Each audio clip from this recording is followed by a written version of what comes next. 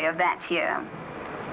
She was here in February of 1975 when she knighted Sir Garfield Sobers at the Garrison Savannah, and I'm sure a lot of people remember that.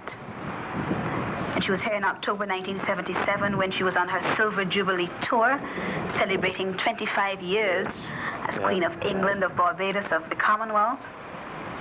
She was here in October 1985 when she visited the Arawak cement plant, and she was part of a youth rally at the stadium. Well, this is a good reason why we call this place Little England. And in fact, since becoming monarch in 1952, the Queen has made at least one overseas visit every year. And she's visited more than 100 countries. That is a lot of traveling. Not only traveling, a lot of work. Yes, and at 62 years old, it is, even looking at her program in Barbados, the program is so packed. Well, I'd rather her than I.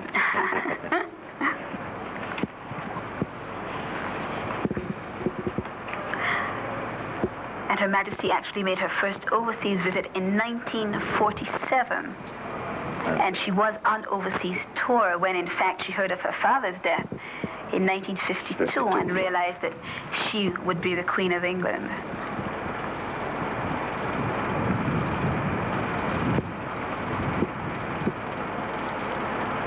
And everyone is taking a chance to, their necks are craning, trying to get a last view.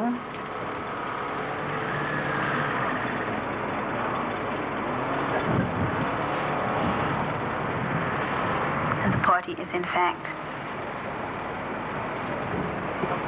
preparing to leave.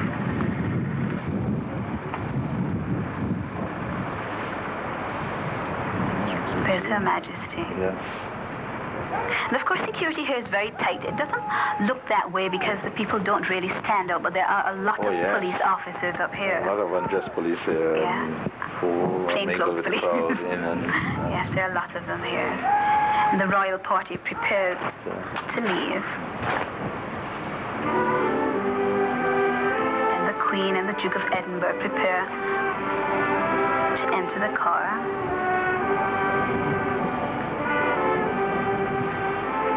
And from here, they will proceed to Government House, where they're staying during the 4 days they will be in Barbados.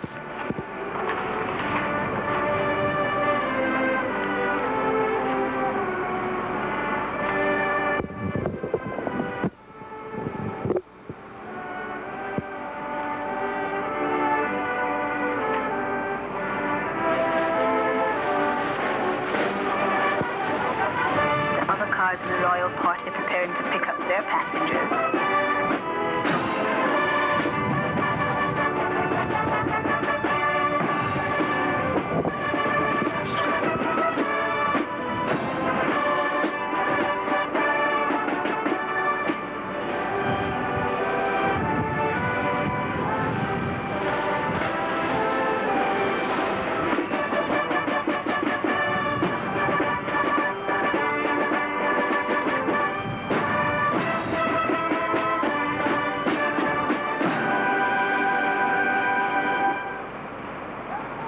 The national anthem of Barbados. Yes, that tells us that she is departing for Government House.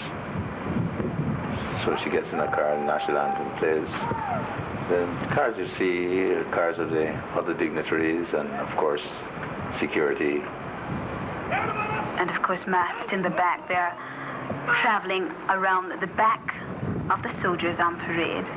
And they have got the at-ease signal.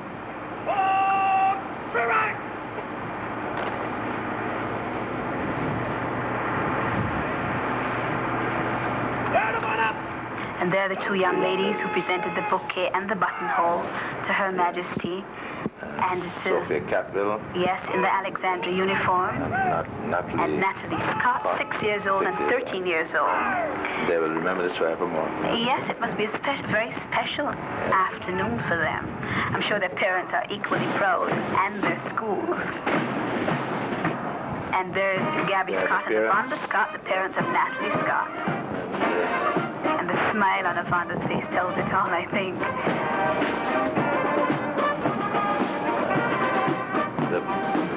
crowd is now marching off, and this is the end of the ceremonial part of the arrival of Her Majesty this afternoon.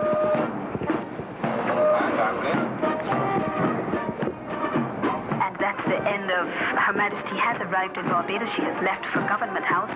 And that ends the reception ceremony at Grantley Adams Airport Terminal 2. On behalf of Captain Hugh Barker of the Barbados Defence Force, I'm Sandra Walters, thanking you for being with us. Good evening.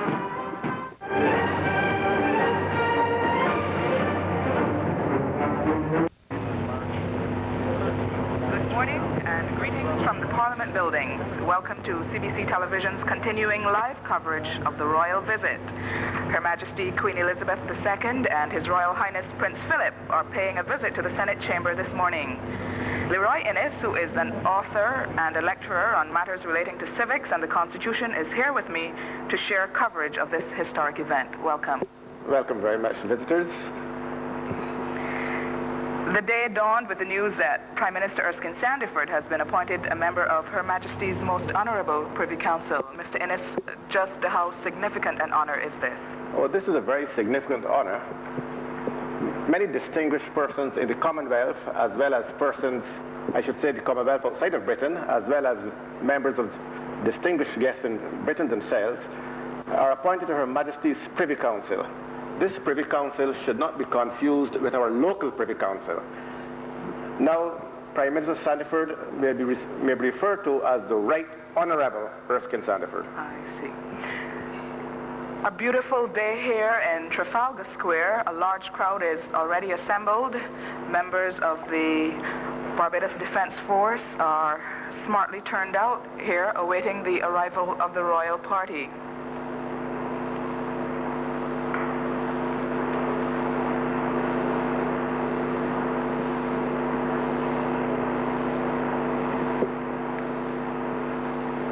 Intermittent showers, which the weather forecasters promised yesterday, seem to have held off.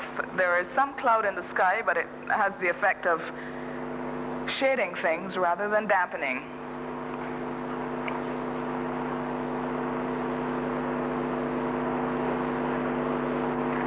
There's an air of expectancy, very definitely, the sense that something special is happening in Bridgetown this morning. Well, people have been assembled here as early as about an hour ago. People have been looking at the members of Parliament as they arrived and other distinguished visitors, and everyone is waiting for the big moment. That is when Her Majesty the Queen and Prince Philip arrived. And the party appears to be making its way towards the Parliament building. This is the view from Parliament looking towards the Independence Arch, and we can just see the outriders preceding the car bearing the royal party. This is the 5th official visit of Her Majesty to Barbados. It must be remembered that when Her Majesty the Queen comes to Barbados, she comes as Queen of Barbados. The Barbados Constitution sets out very clearly that our Parliament comprises Her Majesty the Queen, the Senate, and the House of Assembly. So Her Majesty the Queen is visiting Barbados as Queen of Barbados. An important point.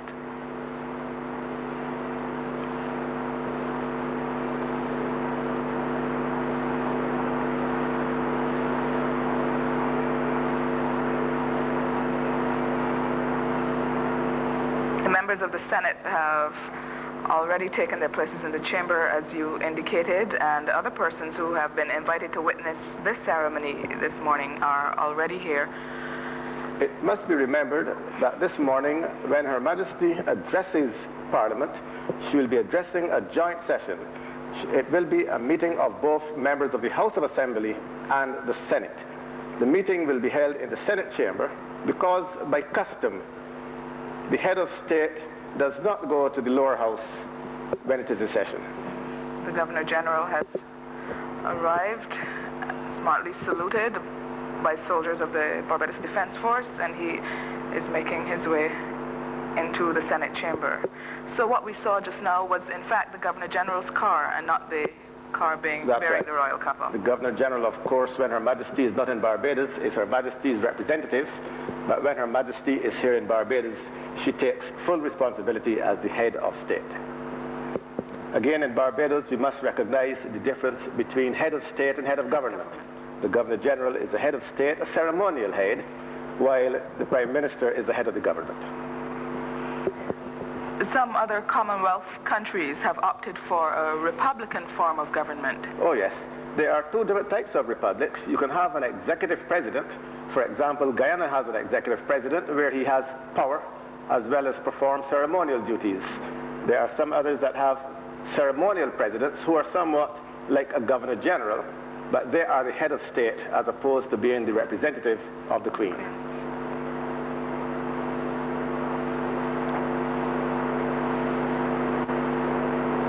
It should just be a matter of time before the royal party arrives now. An air of expectancy here. The crowds behind police barricades. From quite early, the members of Parliament had assembled in the upstairs lobby of the Senate area. They've all now taken their seats. All the invited guests have by now taken their seats as well.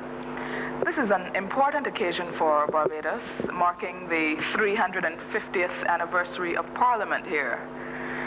It is something that we should be proud of.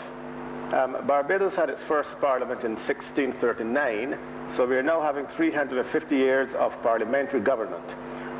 Sometimes there's confusion between parliamentary government and parliamentary democracy. Clearly, the very early parliaments were not representative of all of the people. It represented the wealthy landowners because the majority of people were disfranchised, but nevertheless, we have had some form of parliament for 350 years. Certainly an institution of which we should be proud. We should be very proud. Indeed, outside of Great Britain, only Bermuda in the Commonwealth has a parliament as old as older than Barbados.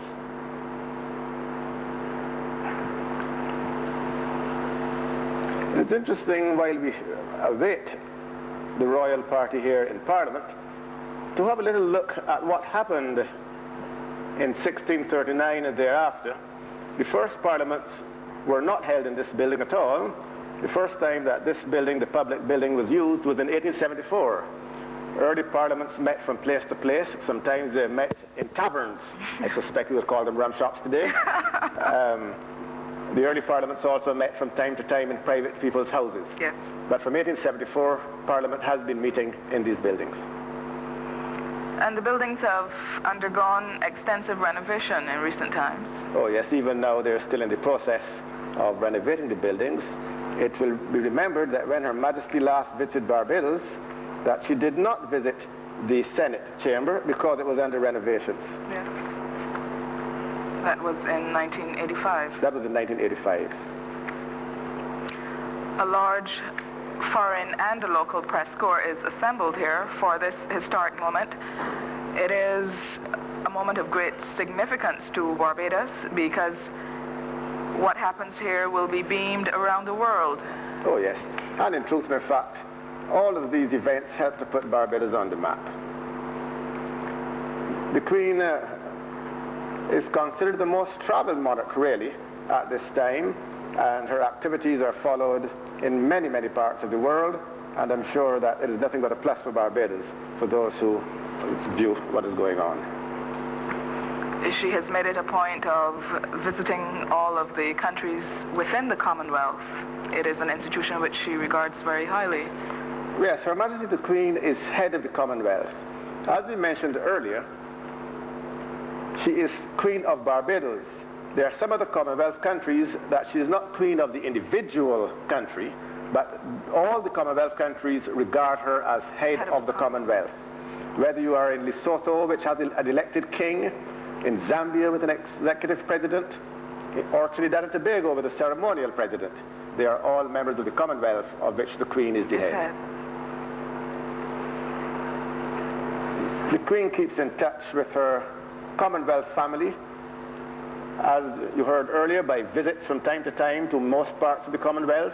She also receives Commonwealth delegations in Britain throughout the year.